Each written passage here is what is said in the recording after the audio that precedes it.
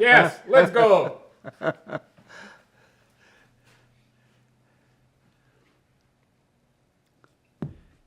Okay, anytime.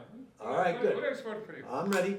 Start spring preview and go. Okay, so we have Bob Walsack, longtime athletic director and basketball coach at Brookdale Community College. Bob, tell us, what were you doing before you came to Brookdale? What was your position, and how long had you been where you were before? Well, my first job out of college was a phys ed teacher at Long Branch High School. And at that time, the school was on double session, so I was the freshman basketball coach. But I let it be known that I wasn't satisfied with that. I wanted to move up. I wanted to be the varsity coach at some point. Well, about 2 years later, the varsity coach retires, and the assistant coach moves to Monmouth College, so that left an opening at the varsity job, and they gave it to me. I had difficulty at first because two brand new high schools opened up, Shore Regional, Monmouth Regional. They took some of my younger players, but I was fortunate enough to work for the City of Long Branch Recreation Department, so I was able to see the kids, the younger kids playing basketball. So I ran a night league, no pay, but we got a couple of basketballs to use, and I got to look at some of the talent. Well, when I first got the job, the varsity job, we took our hits. You know, we were over 500 a lot of times, but just barely. And then we started looking good. You know, we started 17-3, 19-2, and finally we went to 26-0, and that was frosting on the cake. That was worth all the trouble I went through. So another side of this story is I'm officiating football. And I'm working a freshman football game, and I make a call, and the opposing coach comes running out on the field telling me what a terrible call it was, and I'll never work there again, and blah, blah, blah. So I said, all right, I'll get other jobs. I don't have to work here again, right? And I figured I lost this guy. He's not going to be my friend ever. Then all of a sudden I get a phone call by a guy by the name of Jack Jones. He said, you know who I am, Bob? I said, no. He said, I'm the freshman coach you threw out of the football game. He said, my assistant said that the call was a good one and that you were in all your rights to throw me off the field and actually throw me out of the game. So now instead of an enemy, I made a friend. I didn't realize that was going to happen. He said, we're opening up a new college in the area by the name of Brookdale, and we want you to come to be our first basketball coach, because at that point now, I was coming off an undefeated basketball season and a state championship. So I said, Jack, I got a good program here. I said, I'll come if you throw in the athletic director's job. Well, he says, I got to touch bases with some people. All right. So about a week, 10 days later, I get a call, said, you got him. You got the basketball and you got the athletic director's job. But we have somebody in mind for the athletic director's job, and we're going to have to break the news to him first, right? I said, okay. So when I first got out here to Brookdale, they were very progressive. They were progressive in their grading, progressive in their attitude towards sports. They wanted a strong intramural program. And I said, no. I said, I'm not going to be hired for an intramural program. I said, I'll run the intercollegiate program. I said, what would happen to all these athletes that were getting financial assistance at four-year schools, that were getting recruited, what would happen to them if it was an intramural program? They wouldn't even look at them. And at one point, I think we had something like 20 baseball players sign minor league contracts. And, you know, John Montefiusco and Dennis Walling were major league contributors. So I bucked heads with a guy by the name of Bill Johnson for quite a while. He wanted the intramural program, and the president at that time was in favor of intramural program. Jack Jones and I wanted intercollegiate. And we did everything we could to keep it intercollegiate. And like I say, many of our students have benefited from that program, that decision that we made.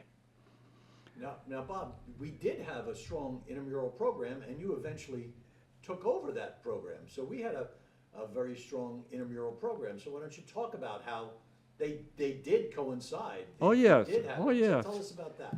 Well, fact is, one time, I live in Vero Beach, Florida now, and Mets used to train in Vero Beach, Florida. Lo and behold, Dennis Walling is the batting coach for the Mets. And I look over, I said, Denny, you remember me? Oh, he said, Bob Walsack. He said, you and I played on the intramural basketball team at Brookdale Community College, and we won the whole thing, he said. So he remembered me from that intramural program. But yes, we did have a decent intramural program for the kids who couldn't make the intercollegiate level, couldn't reach the intercollegiate level. And that intramural program also included faculty and staff, which Yes. was really interesting. That there was this intermingling, which doesn't happen anywhere else, where the faculty was involved in flag football, in basketball, in softball, as well as the staff. Even in volleyball, the president had the big weeks. So why don't you repeat some of that about who was and how they were involved in intramural, not just the students, which there are a lot of them. So tell us about how the students and the staff, especially the faculty, the staff, and the administrators. Oh yeah, it was good. I mean, you know, you didn't care what the other person did for a vocation. You just wanted to win, no matter what level you were on, and so there was a camaraderie, and I just think it helped with the student-teacher relationship also. All right, good. Tell us now about your role in the physical education program, because tell us about how you were not just the athletic director, you weren't an administrator, you were a faculty in the phys ed, unlike most of your colleagues in the state level. Well, that took a lot of time to be athletic director. I mean, we started with a handful of programs, and we tried to keep parity, and we tried to build up the programs and add them as the interest developed. And so we spent a lot of time, and I got something like 1 or 2 release classes, which wasn't enough. But I mean, I think I came one time over 2.5 months to Brookdale every single day without taking a day off. So the job was demanding if I wanted to do it right, and I did. I felt challenged because I was getting heat from this intramural guy, and so I would come Saturday and Sundays, and of course, our baseball coach, Paul McLaughlin, wanted a bigger schedule, so he wanted to schedule double headers on Saturday and Sunday. And as soon as Tom Scanapico heard that, he wanted double headers on Saturday and Sunday for softball. So I would be in here Saturday, Sunday, and then all week long also. And then I got a young whippersnapper by the name of Jack Ryan, who was equipment manager.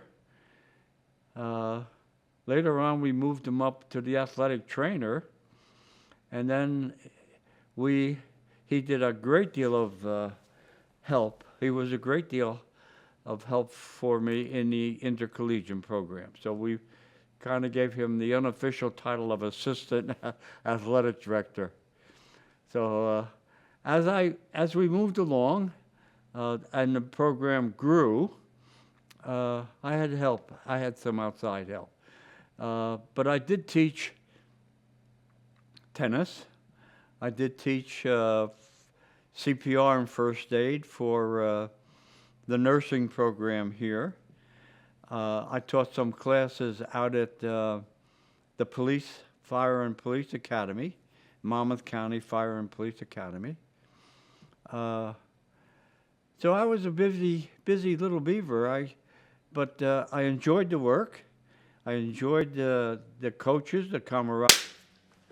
All right, Bob. So let's go and talk about the people that it brought in from all over the state and all over the county. The short conference, you know, every one of the Ocean County and Monmouth County schools were represented in that.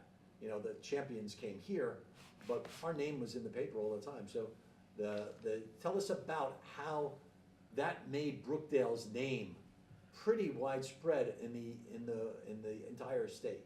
Well, I think the athletics involved sort of got a lot of people involved too. You know, in other words, we were sort of like the center hub. Princeton had their gymnasium, and but we were maybe, I can't say second best, but we were right up with them, and that got our name out as being an athletic facility, and we got some good people here, good athletes here.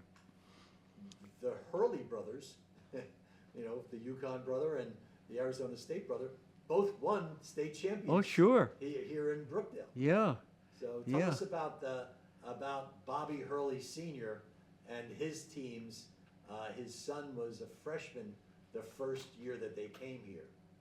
Well, they were top dog. Tell us who that was. That we're talking about. What was his name? Was his name Bobby? Bob Hurley. Yeah, Bob Hurley. St. Anthony's. So Well, I don't know. Start off with that. I don't know if I told you the story about when I had my real good team at Long Branch. We were scrimmaging and we were blowing teams out. So I figured I don't want to go into the season undefeated. I want to take a loss. I want these kids to know what it is to have a loss. So we went over to play Vinnie Cox and Christian Brothers. They were a top dog at the time. We beat them. Now I said, okay, I'm going to go to St. Anthony's and play Bobby Hurley because he's the state champion every year and blah, blah, blah. We beat him. Now, I don't know what to do, right? I'm going into the season undefeated, and I played two of the best teams in the state, and we're still winners. So we got lucky. You know, every team, we were like a target on our back. Every team tried a different strategy to beat us. You know, I can remember going to Tom's River, and they got the opening tip, and they passed the ball around the perimeter for about 6 or 7 minutes. And the fans are cheering, and everybody's excited. And I'm saying, they haven't scored yet. Why are they cheering? You know, but their strategy was to slow the game down and get us to make mistakes and what have you. So I take a timeout and I call a full court press. We steal the ball once or twice, and so the score is 4-0, and they're still in their delay game, right? So I think we won 15-0, 15-5 at the end of the game, but it was a win for us. But they would do anything to slow us down and make us work harder. All right, let's get back to several years later. Now you're hosting Bob Hurley here in the state championships. Do you have any recollections of those guys and that team? No, you know, Jack, I never really got involved. I enjoyed watching them play, but I never personally got involved with the coaches or the teams that came into the gymnasium. You know, I had other responsibilities Yeah. that I had to take care of. So, but I know that we had some good talent here, and we appreciated them coming, and they appreciated the facilities. Yeah, absolutely. So tell us, do you have any, you know, over your almost 30 years as in the athletic department and phys ed and at Brookdale, what can you say about Brookdale and what it did for you and for your career? Well, you know, Jack, there's an old saying that you never work a day in your life if you enjoy your job. And I enjoyed my job. You know, I didn't mind coming in on Saturdays, Sundays, and staying till 6:30 at night. It was an experience. It was a lot of work. It took a lot of my family time. But I don't regret a minute. I look back and say, yeah, you know, you worked hard, you built a program, and I was satisfied with myself, and that's all I have to worry about at that point, you know. But I did enjoy my days at Brookdale. I had tremendous coaches. I could probably name them, but I'll be afraid I'd leave one out. But the thing is that the coaching staff helped. You helped tremendously. And it was an experience a favorable experience that I look back on. All right, now let's touch on an even more personal subject. Like many faculty and staff and administrators at Brookdale, your two sons, you know, came here and played athletics here. So what was it like being the athletic director and having your son Scott play basketball and then your son Todd play baseball? So take them individually and let's talk about Scott. Tell us what it was like to have Scott make and play basketball for Brookdale. You know, I forget who the coach was at the time, but he said, who? Vinny Whitehead. Vinny Whitehead. He said at the time to each player, what is your role on this team? You know, and some would say, well, I'm a shooter, I'm a rebounder, I'm a assist man, you know. And when I got to Scott, he said, comic relief. That was his job. So he wasn't much of a basketball player. I was happy that he played, that he made the team. You know, I was happy to keep him active. What was his most memorable moment on the basketball court? And it wasn't against another team. Tell us about that. Well, we played a celebrity basketball game one time as a fundraiser for something. I'm not sure. But a linebacker from the New York Giants, Lawrence Taylor, goes in for a basket and Scott steps in front of him and takes the charge. That was his claim to fame. Yeah. Yeah. All right, now talk about Todd. Todd played baseball for Brookdale. His team went as far as any Brookdale team has gone at the Nationals. So tell us a little bit about watching your son Todd play baseball. Well, you know what, Todd, there was a lot of heartbreak because Paul, I don't know whether Paul was trying to get to me or what, but he never played Todd that much. And I went to, of course, I was at every home game. And so I used to, you know, put him in for a bat, put him in for an inning. I never said that, but Paul held Todd back quite a bit. Okay, so now they're going into the national tournament. And Paul had another catcher that he used, but for some reason, he didn't play him this game. Todd was playing. Todd got at the bat. He got hit in the thumb with a pitched ball, and his thumb swelled up pretty bad. And he couldn't grip the bat properly.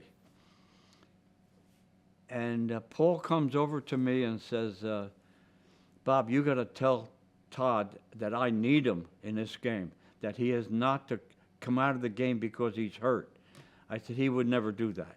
He would never say he was too hurt to play. He said, okay, Bob, because I need him in this game.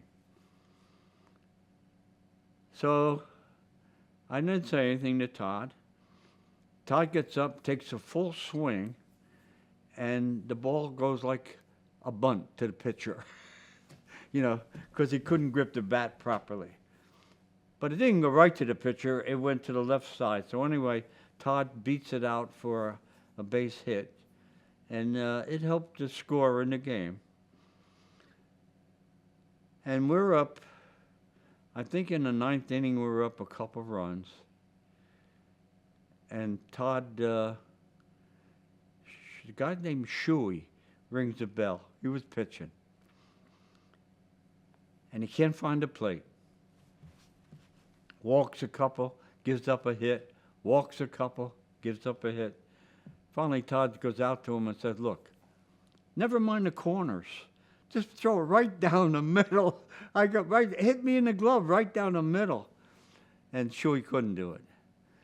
So they lost. They lost that game, and it was a heartbreaker because they were ahead in the ninth inning, and this other team came back and won the national championship from them. Yeah, but you're right. That's the furthest I think that Paul ever went in the nationals. He went to the national several times, but that's the furthest he went in the tournament. 4 times, 3? No, they finished third. Okay. Okay. All right, Bob. Anything else you have to say about Brookdale, your tenure here? Anything else that you want to tie up or anything like that? No, like I say, I look back favorable on Brookdale. I enjoyed seeing the new facilities when they built a new gymnasium. That was outstanding. Resurfaced the tennis courts. They did a lot of work, but the coaching since I left has been outstanding too. I know the basketball coach has won a couple state, 3, yeah. National. Yeah, and that was good. I'm glad the program caught on and they stayed with intercollegiate. And did you ever change the grading system? Is it? Yes. Oh, did he? Okay. All right. All right. So right there at the. Look at me. My name is Bob Walsack. I am Brookdale. And he's going to ask you to do it on this. You want to do it on the? No, we're good, we're good. We're good. We're That good. was a good one. All Okay, right. I'll stop it, yeah?